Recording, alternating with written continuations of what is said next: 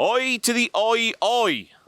Fraser and Ross from Cultaholic Wrestling here at a freezing London. It's sunny, but it's bloody freezing. And we're here with some news this fine Sunday morning of all the fallout from Money in the Bank 2023, an event that was very, very good, I thought, from start to finish. What a crowd we've got over here. It was insane, right? The noise, I can still hear it. My ears are ringing. It was a fantastic show. It was. And we saw some really, really big returns. The crowd, we got a lot of pops, and it made us very, very happy. The biggest one for me, Drew McIntyre. Yeah, bloody Scotsman. Oh, yeah, getting the Scottish lads back. You know, it's Drew McIntyre coming out after the Gunther versus Riddle match.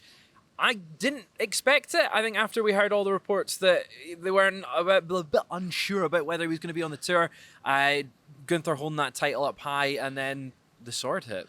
I tell you what, the sword, when you're in person, just in case you've not been to a live event when Drew McIntyre's sword hits, it slaps differently in person compared to on TV. Yeah. On TV, I think it sounds a bit naff, but in person, I was like, good God. It sounded really good, right? There's some sort of swordsman coming. Little nice square off between them. I think it's a really good choice to have Drew back in facing Gunther. Obviously, I want him going for the world titles. I think he's in that sort of picture, maybe up against Seth Rollins, but is there a bigger match than him versus Gunther right now? I think it's the most jeopardy Gunther's IC title's been in since WrestleMania, which was the last time we saw Drew McIntyre. Triple H was asked about the Drew McIntyre situation in the post-event press conference last night, and he basically said, all those dirty sheets, they're 75% wrong all the time, so read into that what you will. There might have been something going on. There might have not been something going on. It might have just been Triple H saving face, but Drew McIntyre is back to face Gunther, and it could be the case of, you know, if the build-up drew right, he could be the guy to end Gunther's massive long title reign. Exactly, and it's leading into SummerSlam. We know that's kind of around the time he'll beat Honky Tonk Man's record, so it does add a little bit more unpredictability if we see Drew take the belt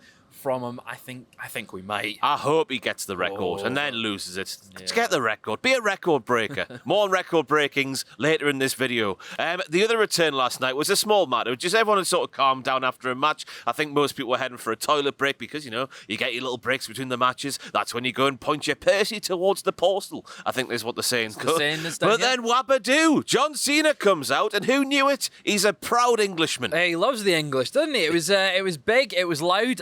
It was strange hearing the John Cena sucks chants transition in it, singing a perfect rendition of his entrance music. And he comes to the ring. He seemed quite taken aback and shaken by the response. Well, yeah, because Triple H in the post-event press conference once again just said he had nothing to do yesterday afternoon, so he just rocked up and said, hiya, I'm John Cena. Can you fit me in your show, please? I don't know if it quite went down like that, but I hope it did. I hope it really did. Nice. He was just hanging about in London and went, oh yeah, WWE's on. But it must be a bit weird after 20 years, well, at least 15 years of hearing John Cena sucks from the UK crowd. Obviously, that was a large part of Grayson Waller's shtick. The fact that we over here, we boo the people we're supposed to cheer the people we're supposed to boo. But then John Cena basically just announced that WrestleMania is coming to London. No time frame on that whatsoever. Could be 2 years' time, 3 years' time. Could be 5 years' time. Who knows when it might happen, but it's got to happen now after what John Cena was saying after he last said night. It, he was basically, it's happening. Give me a cheer, and the whole place erupted. It was magic to be there in person, and I can't wait to be at a WrestleMania in the UK finally. Yeah. You got to wonder though, just because you feel like they could have held a WrestleMania at any point after SummerSlam 1992, any point over the past 30 years. Could the success of AEW's ticket sales have just pushed that through and just said to WWE, there's a benchmark there. Let's go and break there's that a market. record. Break it. Yeah, go I and think break the they record. Definitely should. Yeah, I'm excited. Oh, yeah. Big times over here in the UK. It feels like it's going to be a yearly thing now, them coming over here for a big PLE every single year. And that's the way it should be. Don't starve us again. Records were broken this weekend by the WWE. We go back to Friday Night SmackDown. It was the biggest grossing, or the highest grossing SmackDown in SmackDown history, which is a massive stat to wrap your head around. But there was an even bigger stat, wasn't there, Fraser, at Money in the Bank? Yeah, that was the next night. It was the highest grossing premium live event or event in arena history for WWE. It was... So 60-odd, 70-odd years of history, the Money in the Bank was the highest grossing event in an arena by WWE, which is a mind-boggling stat. Right, and Triple H says it on the post-show press conference where he was like, you think back to the history of WWE and how many events they've run in arenas, and the fact that back-to-back, 2 nights in a row, they've smashed those 2 records for a SmackDown, and just an event in general. It's something that it proves the UK is a market they should be tapping into more often. Up the English, and they also announced that 37,000 butts were put in those seats over the course of the 2 nights. So it was a very good weekend.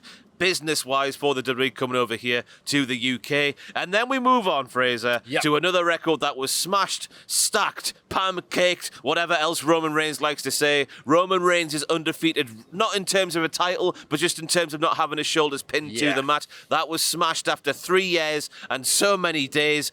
Baron Corbin was the last guy to pin Roman Reigns, but of course last night, Jey Uso, who I think we were saying earlier. Yeah, Jey Uso was the very first man to pin Roman when he made his debut on the main roster, when it was the Usos versus the Shield, and it's sort of come full circle 10 years later that Jey Uso is the first one to pin Roman on his undefeated streak of not being pinned since, as you said, Baron Corbin at TLC 2019 back in December 2019, which is insane. Dog food. Yeah, exactly. It was that feud that we saw. We saw this kind of little bits of the bloodline, little teases of it then when it was the three of them.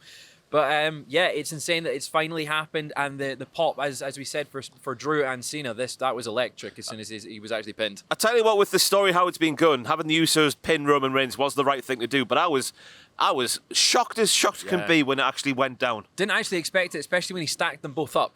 I thought that was going to be it. We saw the teases on social media beforehand where he was saying it was stack him and pin him, and he lost. Yeah, and I hope Paul Heyman's okay. Triple H said that there was one injury in the post-show press conference once again, and it was just done when somebody was walking back up the ramp. A lot of people noticed that Paul Heyman was limping on his way back up the ramp, so we're putting 2 and 2 together there and hoping Paul Heyman's okay. It's a marvellous achievement considering some of the bumps we saw last night, especially Logan Paul and Ricochet. Trevor going headfirst through a table that didn't break is a wonderful thing to hear he's not injured. Yeah, they looked a little bit scary, but they're looking good now.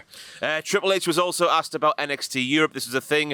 It was global localization to begin with. Great buzzword. Then it got changed. Then it got changed again. Then they announced it was going to happen in the year of 2023. Then the UFC deal with the UFC Endeavor sort of merger, TKO, So it's been pushed back, and Triple H just finally, God, that's a chilly, it's a strong bloody breeze. bit of wind. But he finally addressed it last night, didn't he, Fraser? He did indeed. On the post-show press conference, as Ross said, he said it's just slowed down the process, referencing the merger between WWE and UFC under the 2KO banner. He says at some point, end of last year, whatever it is, we said in 2023 it would happen. Not having a crystal ball, we see everything was headed in the moment of time. Obviously, the transition, the merger with Endeavor and TKO has changed the time frame, but they think the intent is still there. We could see NXT Europe at some point in the future, but right now, it's not on the cards just at the end of 2023. Because things have happened that have gotten in the way. It's been a busy year. It's been a big year for them. They're smashing records and there's a merger.